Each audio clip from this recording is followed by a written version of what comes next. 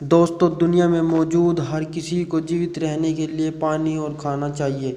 दोस्तों, इन दो चीज़ों के कारण इंसान जीवित रहता है। भले ही कुछ जीव कम पानी पीकर जिंदा रहते हैं जबकि कुछ ज़्यादा।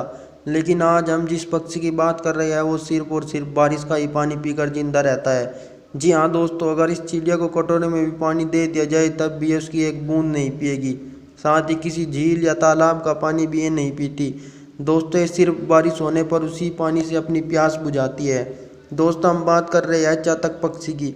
दोस्तों, ये पक्षी सिर्फ बारिश का पानी ही पीता है। दोस्तों, ये रोचक जानकारी आपको कैसी लगी? अगर लगी हो अच्छी तो वीडियो को लाइक और चैनल को सब्सक्राइब करना बिल्कुल ना भूलें। शुक्रिया। जय हिंद।